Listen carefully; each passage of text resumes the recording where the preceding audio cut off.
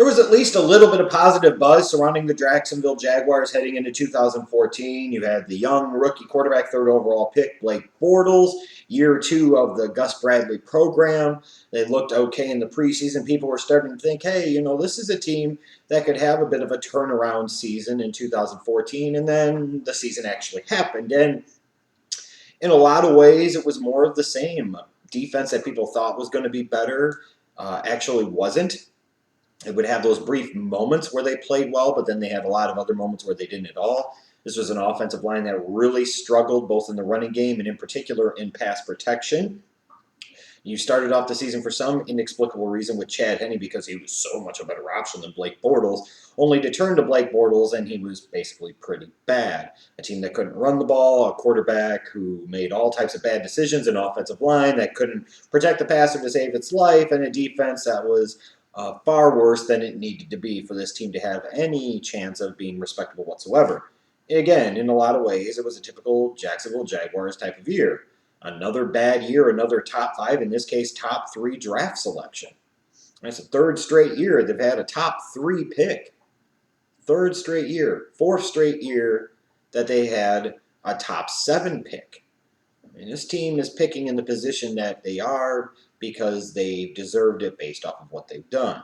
Now, heading into this offseason, the pressure was going to be on Gus Bradley and general manager Jim Caldwell, and they needed to go out there and make a bit of a splash in free agency. They had all this cap space. They had all this money to spend. By God, they needed to go out and get some people, and they did.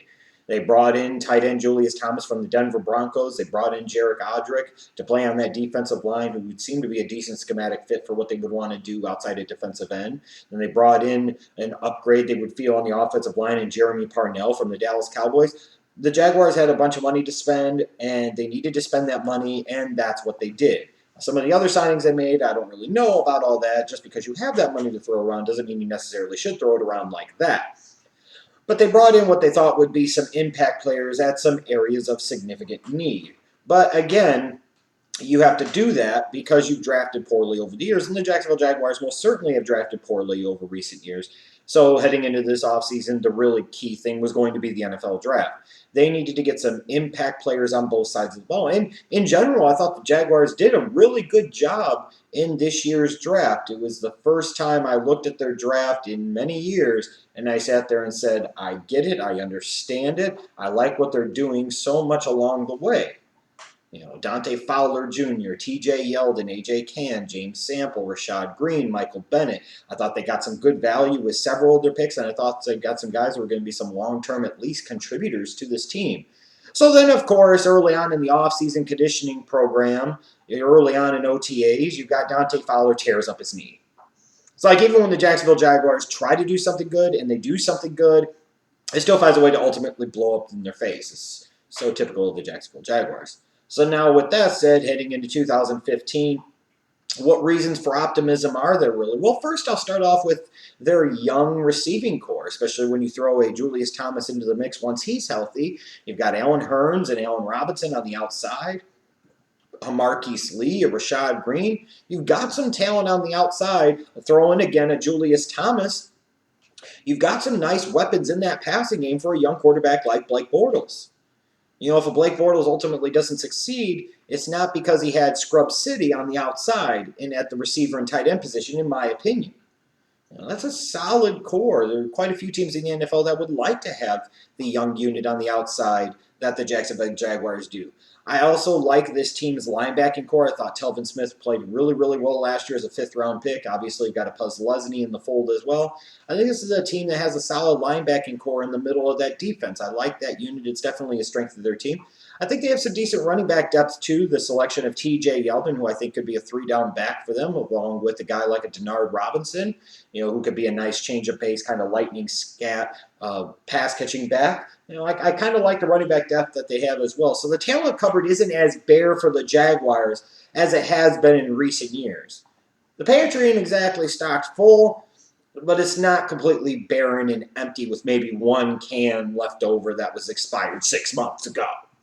With that said, though, again, there are a lot of gaps and a lot of reasons for concern with the 2015 Jacksonville Jaguars team. Let's start off with that offensive line.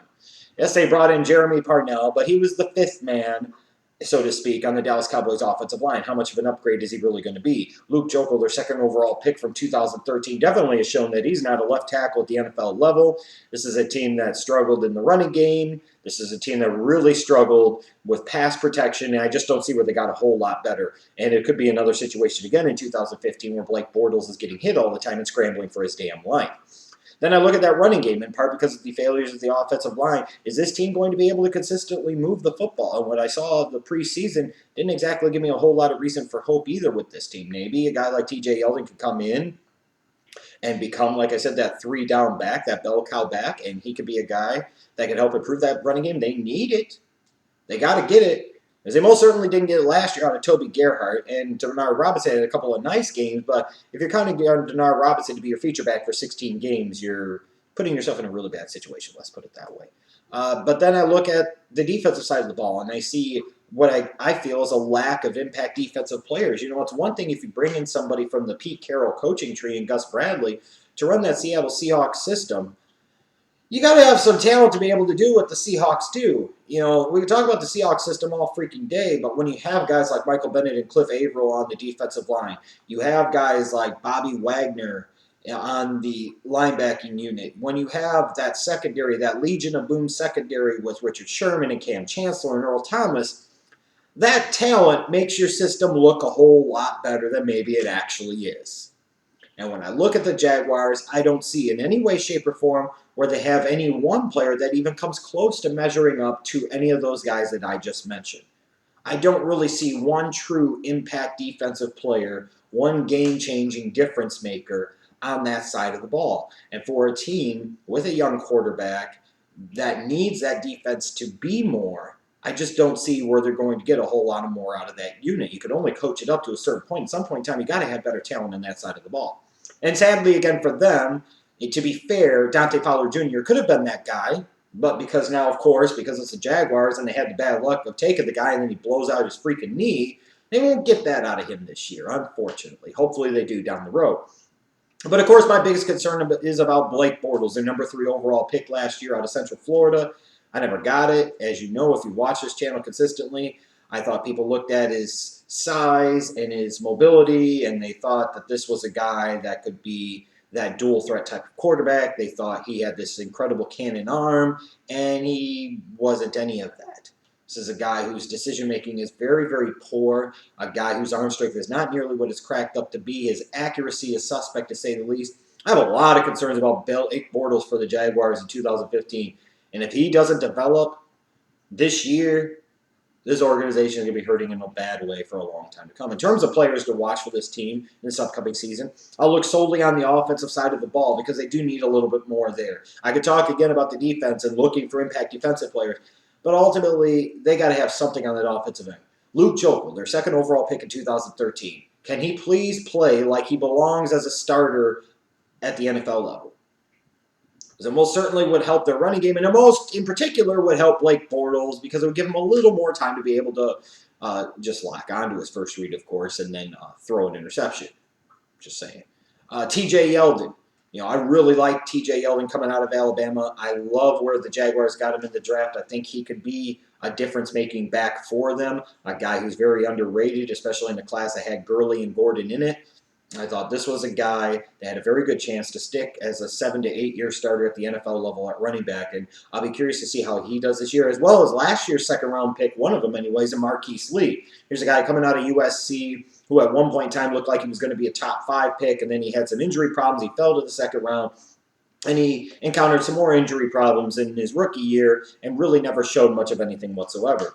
They need Marquise Lee to be the Marquise Lee we once saw at USC. They need Marquise Lee to not be yet another bust wide receiver out of USC because it's going to help open up so many things for them alongside of Hearns and Robinson and Julius Thomas in the passing game. It'll help Blake Bortles. I mean, just so many things. But ultimately, the player to watch here is Blake Bortles. Young quarterback, bad team last year. He's got some talent around him on the offensive side of the ball that's not on the offensive line, mind you.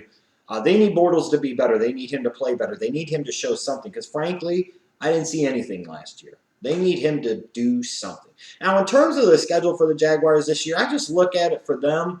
I think if they can win a couple of games in the AFC South, that won't be a bad year. They've got Houston in week 6 and 17. They've got Tennessee twice in 3 weeks, weeks 11 and 13. And they've got Indianapolis in week 4 and week 14. If they could beat Houston once, maybe Tennessee once, and maybe they can find a way to beat one of those two teams twice, and or figure out a way to really stick a game to the Colts one of those 2 times. Maybe in week 14 you could catch the Colts napping, you can catch them in a bit of a trap game, and you can maybe shock the world. If they could sit there and do that and they win 2 or 3 division games this year, it's not a totally lost season for the Jacksonville Jaguars, especially if Blake Bortles develops and some of those weapons on offense grow and get better and flash more in 2015. But ultimately, as you could tell throughout the tone of this video, I'm sure, I'm not really that sold on the Jacksonville Jaguars. And maybe I'm wrong. Maybe I'm underrating them too much. Maybe I'm not giving them enough credit, but this is a team that has drafted poorly for several years. This is a team with a quarterback that I'm not particularly fond of, that I really don't see where he's going to get it done. A team that has a lot of questions in terms of the running game, in particular has a lot of questions with their offensive line, and still to me lacks talent in the secondary and lacks impact edge rushers on that defensive front. All of that to me is a recipe for picking in the top 5 to 7 again in 2016. If the Jaguars have a good year, maybe they could win 6 games. But I wouldn't be all that surprised if they only won 3 or 4 this year. And frankly, you shouldn't be either.